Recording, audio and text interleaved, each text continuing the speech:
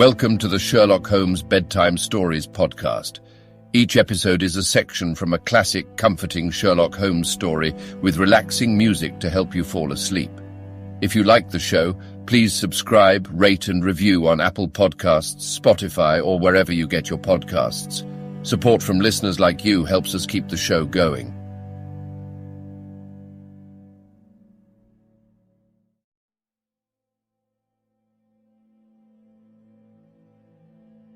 Now it's time to relax.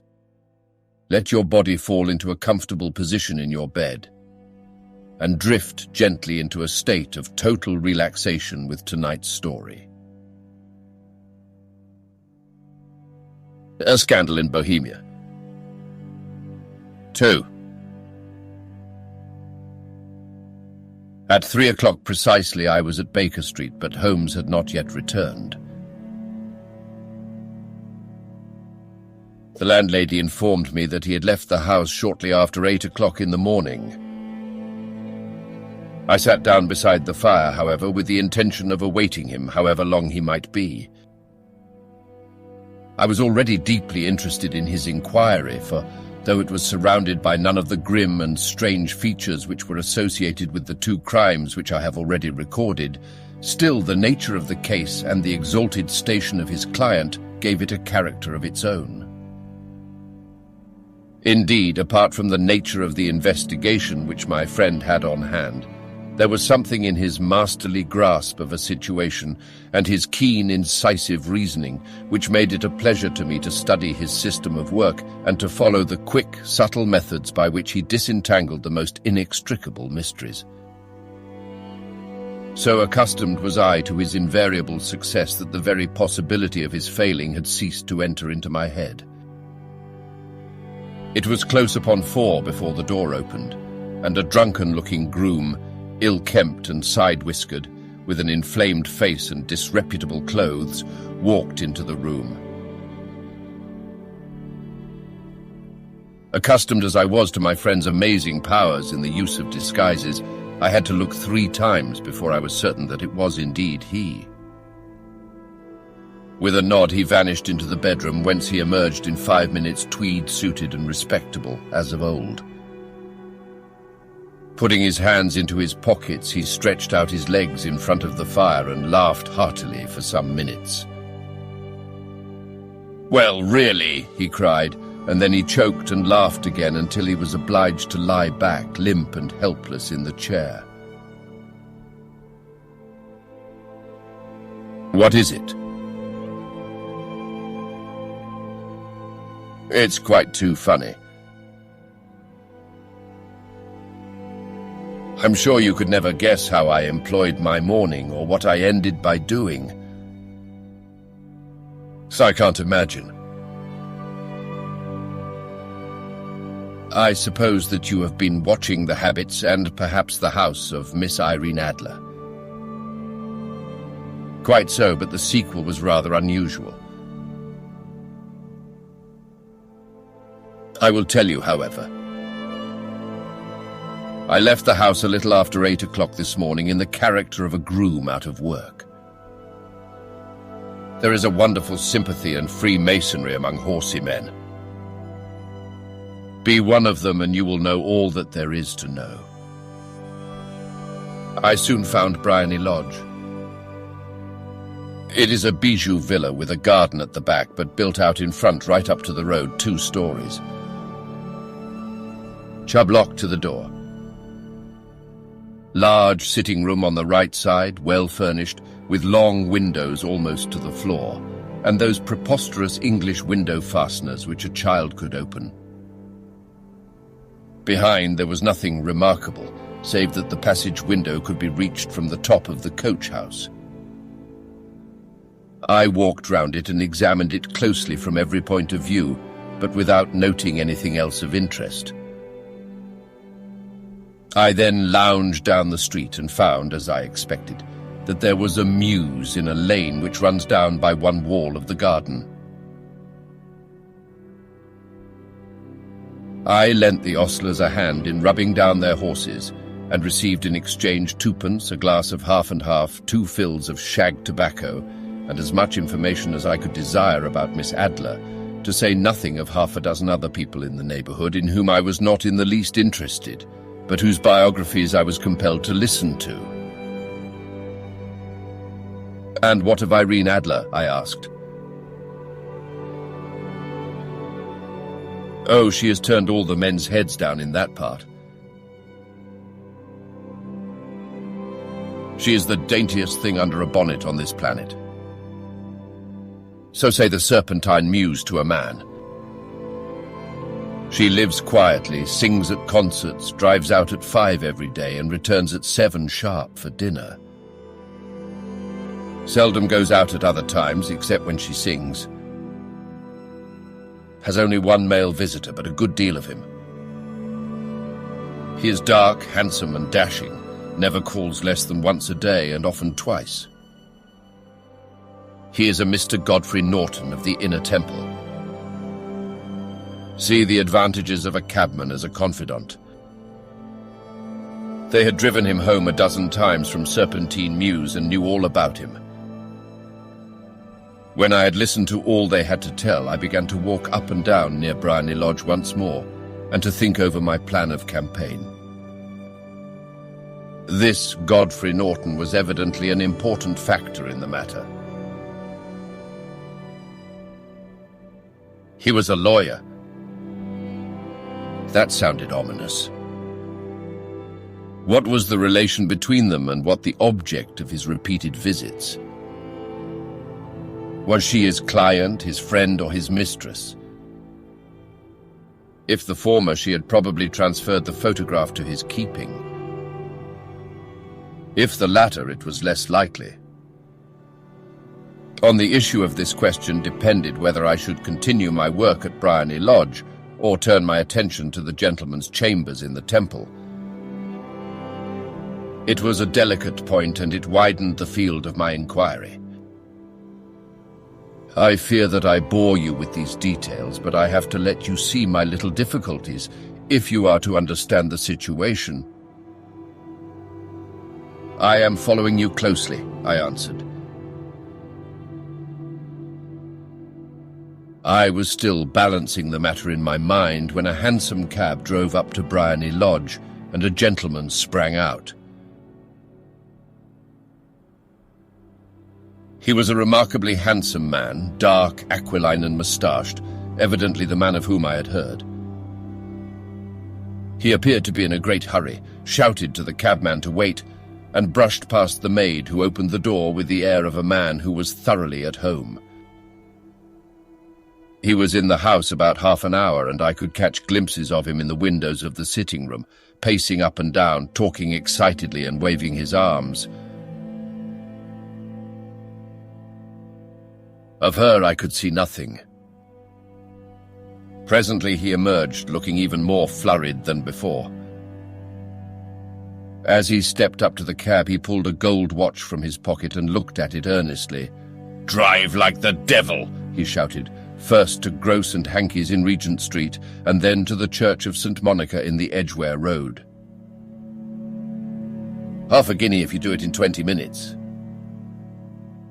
Away they went, and I was just wondering whether I should not do well to follow them, when up the lane came a neat little landau, the coachman with his coat only half buttoned and his tie under his ear, while all the tags of his harness were sticking out of the buckles. It hadn't pulled up before she shot out of the hall door and into it. I only caught a glimpse of her at the moment, but she was a lovely woman with a face that a man might die for. "The Church of St. Monica, John," she cried, "and half a sovereign if you reach it in 20 minutes. This was quite too good to lose, Watson. I was just balancing whether I should run for it or whether I should perch behind her landau when a cab came through the street. The driver looked twice at such a shabby fare, but I jumped in before he could object.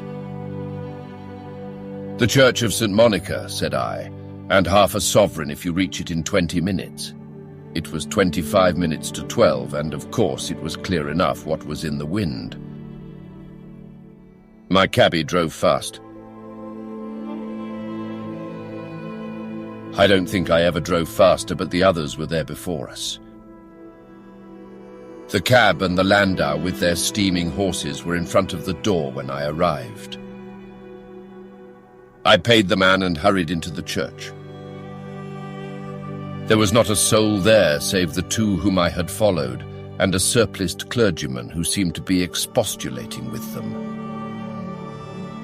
They were all three standing in a knot in front of the altar. I lounged up the side aisle like any other idler who has dropped into a church. Suddenly, to my surprise, the three at the altar faced round to me, and Godfrey Norton came running as hard as he could towards me. "Thank God," he cried. "You'll do. Come, come." "What then?" I asked. "Come, man, come, only 3 minutes, or it won't be legal." I was half dragged up to the altar, and before I knew where I was, I found myself mumbling responses which were whispered in my ear, and vouching for things of which I knew nothing, and generally assisting in the secure tying up of Irene Adler, spinster, to Godfrey Norton, bachelor.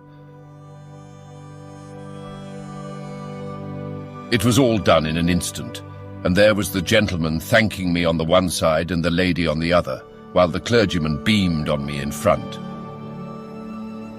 It was the most preposterous position in which I ever found myself in my life, and it was the thought of it that started me laughing just now.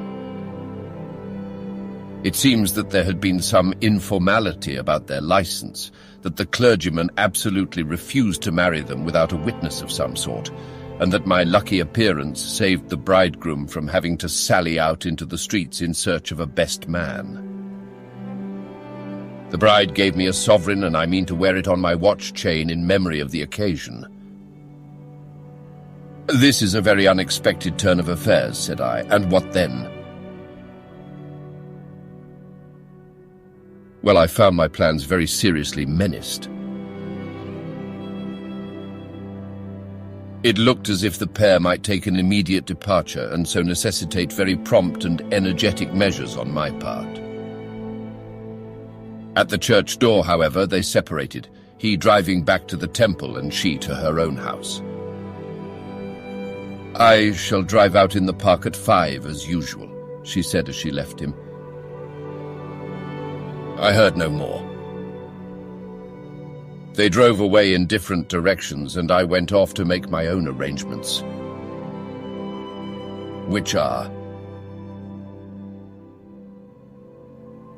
"Some cold beef and a glass of beer," he answered, ringing the bell. "I have been too busy to think of food, and I'm likely to be busier still this evening. By the way, Doctor, I shall want your cooperation." "I shall be delighted." "You don't mind breaking the law?" "Not in the least."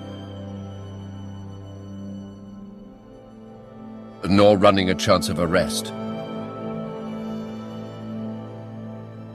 "Not in a good cause." "Oh, the cause is excellent." "Then I am your man." "I was sure that I might rely on you."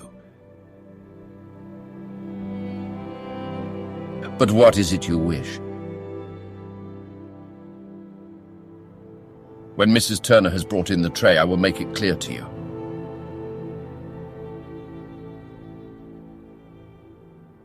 "Now," he said as he turned hungrily on the simple fare that our landlady had provided, "I must discuss it while I eat, for I have not much time.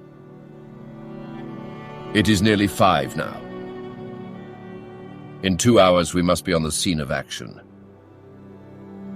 Miss Irene, or Madame rather, returns from her drive at 7.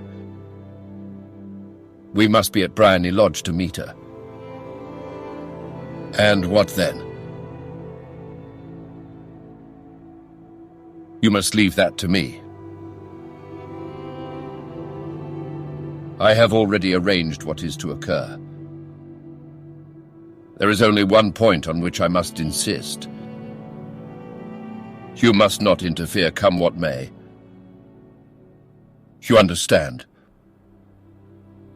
I am to be neutral.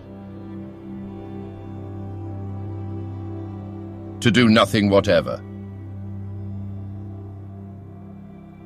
There will probably be some small unpleasantness. Do not join in it. It will end in my being conveyed into the house. 4 or 5 minutes afterwards, the sitting-room window will open. You are to station yourself close to that open window. Yes.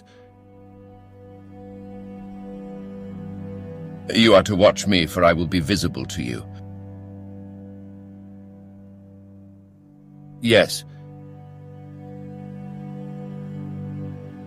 And when I raise my hand, so you will throw into the room what I give you to throw, and will at the same time raise the cry of fire. You quite follow me? Entirely. It is nothing very formidable, he said, taking a long cigar-shaped roll from his pocket. It is an ordinary plumber's smoke rocket, fitted with a cap at either end to make it self-lighting. Your task is confined to that. When you raise your cry of fire, it will be taken up by quite a number of people. You may then walk to the end of the street, and I will rejoin you in 10 minutes. I hope that I have made myself clear. I am to remain neutral, to get near the window, to watch you, and at the signal to throw in this object, then to raise the cry of fire and to wait you at the corner of the street. Precisely. Then you may entirely rely on me. That is excellent. I think perhaps it is almost time that I prepare for the new role I have to play. He disappeared into his bedroom and returned in a few minutes in the character of an amiable and simple-minded nonconformist clergyman. His broad black hat, his baggy trousers, his white tie, his sympathetic smile and general look of peering and benevolent curiosity were such as Mr. John Hare alone could have equalled. It was not merely that Holmes changed his costume. His expression, his manner, his very soul seemed to vary with every fresh part that he assumed. The stage lost a fine actor, even as science lost an acute reasoner when he became a specialist in crime.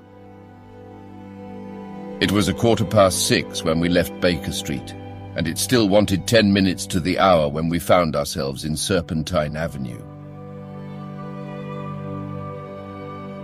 It was already dusk, and the lamps were just being lighted as we paced up and down in front of Briony Lodge, waiting for the coming of its occupant.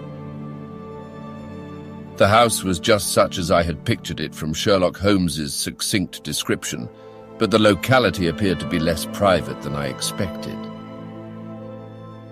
On the contrary, for a small street in a quiet neighborhood, it was remarkably animated. There was a group of shabbily dressed men smoking and laughing in a corner, a scissors grinder with his wheel, 2 guardsmen who were flirting with a nurse girl, and several well-dressed young men who were lounging up and down with cigars in their mouths. "You see," remarked Holmes as we paced to and fro in front of the house, "this marriage rather simplifies matters." The photograph becomes a double-edged weapon now. The chances are that she would be as averse to its being seen by Mr. Godfrey Norton as our client is to its coming to the eyes of his princess. Now the question is, where are we to find the photograph? Where indeed? It is most unlikely that she carries it about with her. It is cabinet size. Too large for easy concealment about a woman's dress. She knows that the king is capable of having her waylaid and searched. 2 attempts of the sort have already been made. We may take it then that she does not carry it about with her. Where then? Her banker or her lawyer? There is that double possibility. But I am inclined to think neither. Women are naturally secretive, and they like to do their own secreting. Why should she hand it over to anyone else? She could trust her own guardianship, but she could not tell what indirect or political influence might be brought to bear upon a businessman. Besides, remember that she had resolved to use it within a few days. It must be where she can lay her hands upon it. It must be in her own house. But it has twice been burgled. For sure, they did not know how to look. But how will you look? I will not look. What then? I will get her to show me. But she will refuse. She will not be able to. But I hear the rumble of wheels. It is her carriage. Now carry out my orders to the letter. As he spoke, the gleam of the sidelights of a carriage came round the curve of the avenue. It was a smart little landau which rattled up to the door of Bryony Lodge. As it pulled up, one of the loafing men at the corner dashed forward to open the door in the hope of earning a copper, but was elbowed away by another loafer who had rushed up with the same intention. A fierce quarrel broke out, which was increased by the 2 guardsmen who took sides with one of the loungers, and by the scissors grinder who was equally hot upon the other side.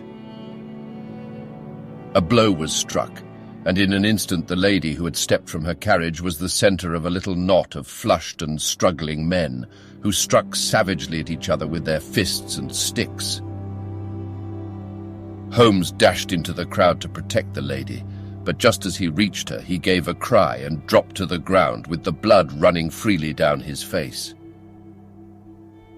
At his fall, the guardsmen took to their heels in one direction and the loungers in the other, while a number of better-dressed people who had watched the scuffle without taking part in it crowded in to help the lady and to attend to the injured man.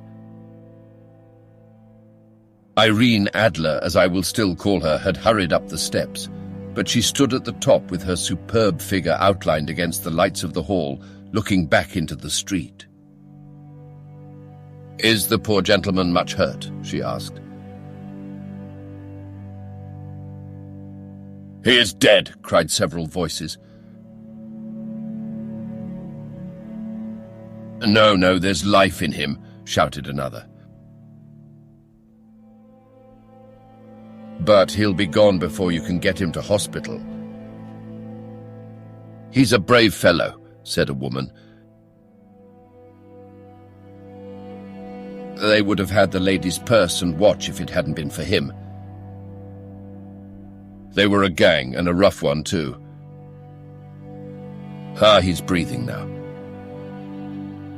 He can't lie in the street." "May we bring him in, ma'am?"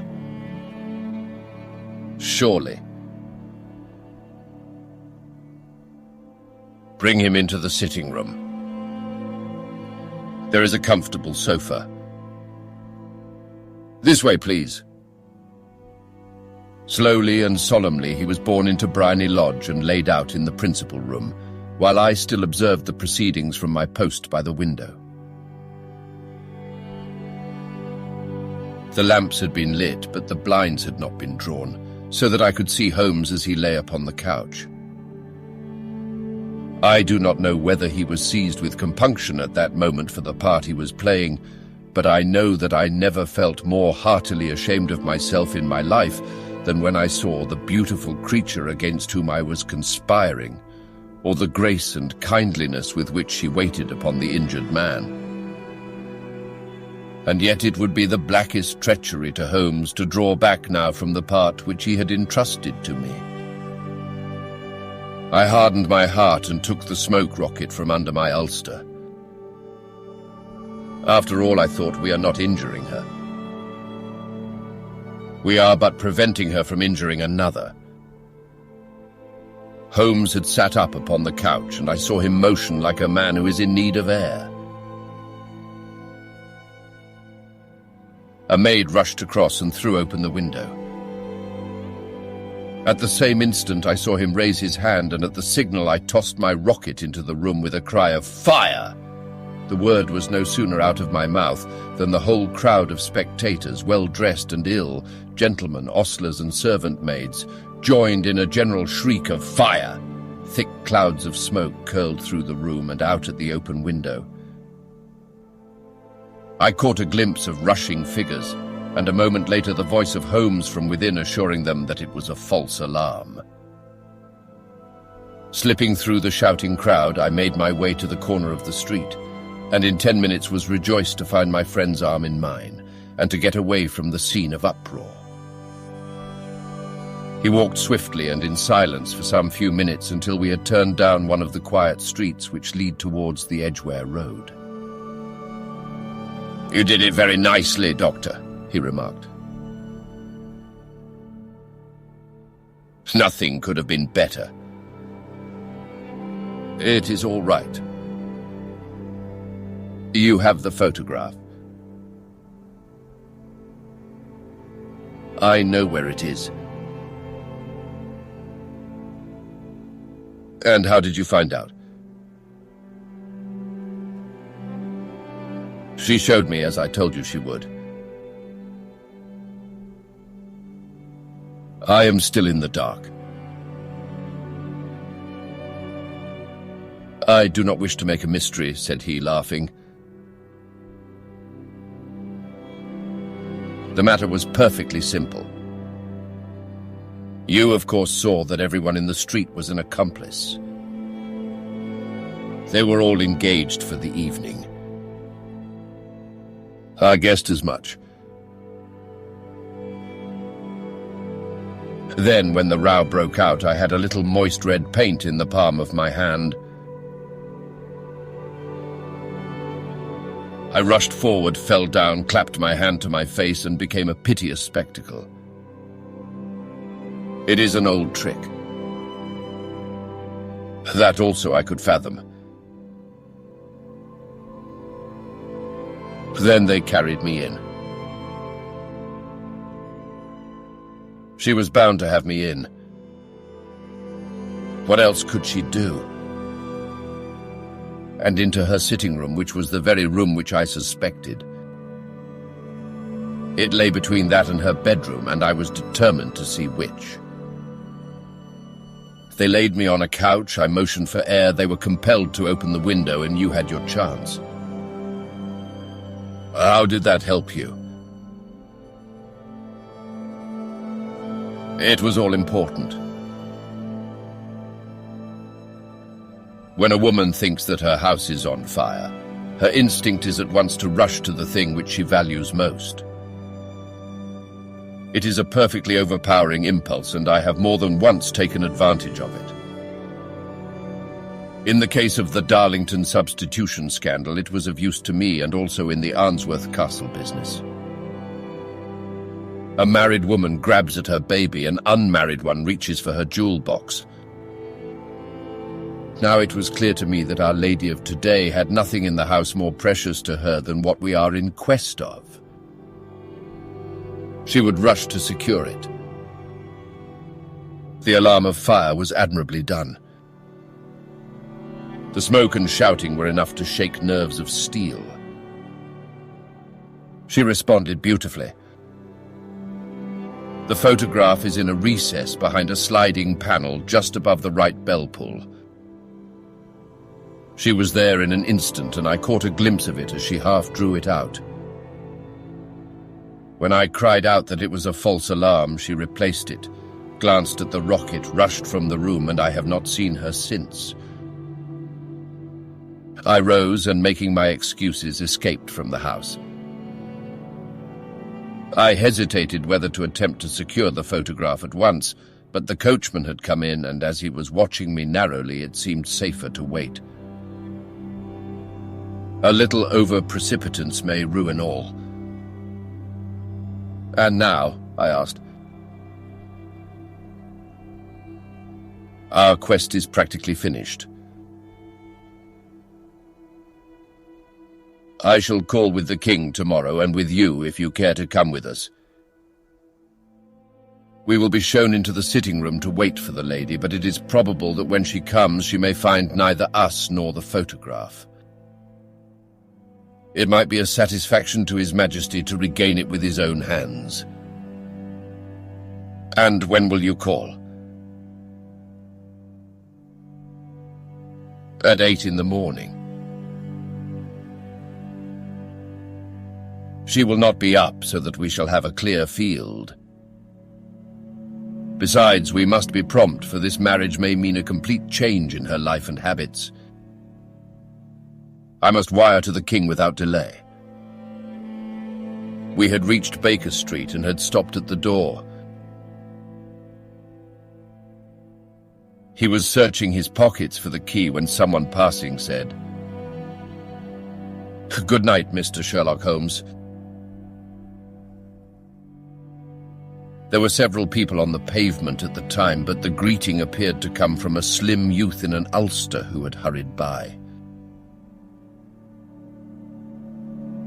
"I've heard that voice before," said Holmes, staring down the dimly lit street. "Now I wonder who the deuce that could have been."